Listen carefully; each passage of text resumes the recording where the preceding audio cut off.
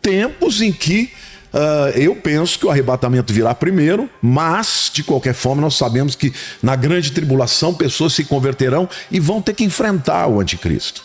E é muito interessante porque hoje nós já estamos vivendo em tempos. Pastor Lamartine Pozella esteve no podcast do Vilela e nesse podcast ele falou algumas coisas que têm acontecido nos tempos atuais, os sinais da volta de Jesus e também um forte alerta para alguns cristãos que são considerados como Nutella. E nesse tempo que estamos vivendo, o pastor faz um forte alerta a respeito da grande tribulação, onde nem todos irão suportar aquilo que há de vir sobre o mundo. Lembrando que na visão teológica do pré-tribulacionismo, a igreja será levada dessa terra antes da grande tribulação. Na visão dos pós-tribulacionismo, Jesus só volta para buscar a sua igreja no final da grande tribulação, onde serão 3 anos e meio de paz e serão 3 anos e meio de um grande conflito. A grande verdade é que no meio do embate teológico, a Igreja de Cristo ela precisa estar preparada para o cenário que se aproxima. Nesse tempo que nós estamos, ouvimos de todos os lados várias discussões a respeito de uma moeda única, um líder global, alguém que tome as rédeas desse mundo, uma única religião e vários outros fatores que irão distorcer a própria palavra de Deus. E nesse tempo, se você não tiver o conhecimento da palavra, das escrituras, você será facilmente enganado. Mas também que ainda há oportunidade para aqueles que irão se arrepender e reconhecer a Cristo Jesus como seu único e suficiente Salvador. Veja comigo este vídeo até o final e compartilhe com mais alguém. Os créditos do canal do Inteligência Limitada estarão na descrição desse vídeo. Que Deus os abençoe. Cara, não é assim. Vem pro evangelho e morra para si mesmo. É isso que Jesus fala. Só que ele diz que quando você morre, você ressuscita também. Ressuscita melhor, uma pessoa, sabe, com mais paz no coração, com mais garra, com mais fé, com mais capacidade para enfrentar as dificuldades. Esses cristãos que estão morrendo por causa da perseguição são homens e mulheres, a Bíblia diz, dos quais o mundo não era digno. Porque para eles a fé significava morrer.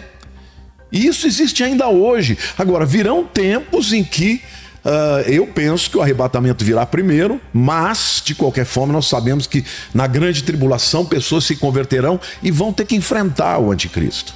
E é muito interessante porque hoje nós já estamos vivendo em tempos que dá para você imaginar como vai ser, né? Tem essa chamada lei Magnitsky que chama morte financeira, né, para alguns.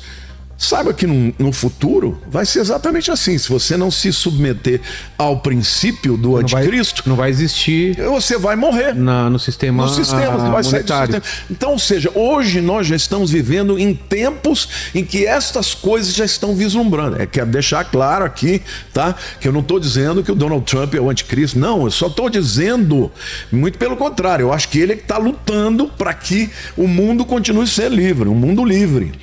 Mas o que eu estou dizendo é que dentro de uma economia globalizada, quando chegar o tempo do anticristo, ele vai conseguir fazer com que as pessoas sejam desligadas do sistema se não se submeterem. Então, esse tipo de crente ou de pessoas Nutelas que, sabe, que vivem, só pensam eu sempre brinco, né? Porque a Bíblia mesmo usa usar a metáfora do soldado, do atleta, quando fala da vida cristã, eu falo, gente, eu procuro ter sempre autoridade em tudo que eu falo, mas essa é uma área que eu não tenho autoridade e eu vou falar. Por quê? Porque, cara, eu sou um cara que eu não faço uma academia. Você pergunta, você faz exercício? Não faço. Não... Então, assim, eu não tenho muita moral para falar, mas a Bíblia diz que a vida cristã é semelhante a um atleta de maratona, é semelhante a um lutador de wrestling. Você tem lutas.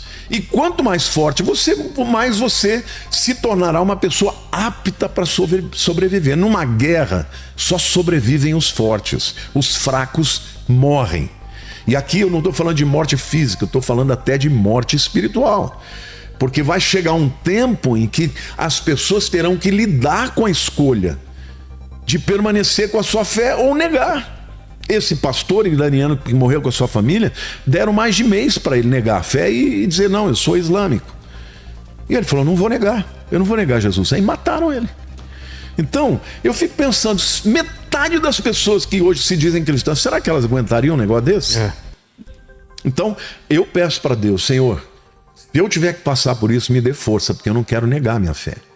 Agora, pessoas fortes espiritualmente, elas vão ter um destino, onde quer que seja, em qualquer circunstância, elas vão fazer diferença na história dos homens, tá?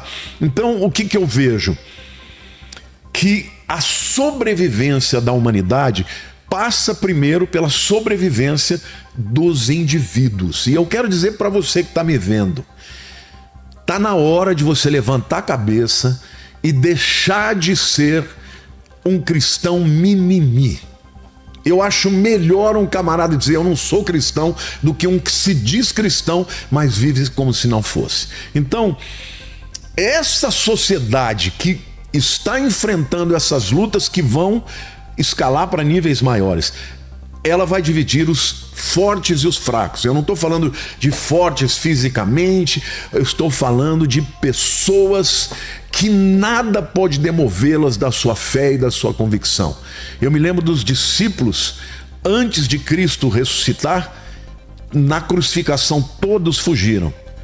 Só João ficou ali junto com Maria, mãe de Jesus, e mais algumas mulheres. Os outros fugiram todos. Pedro negou 3 vezes, né? Negou 3 vezes e picou a mula. Mas depois que eles viram o Cristo ressuscitado, Pedro e João foram presos.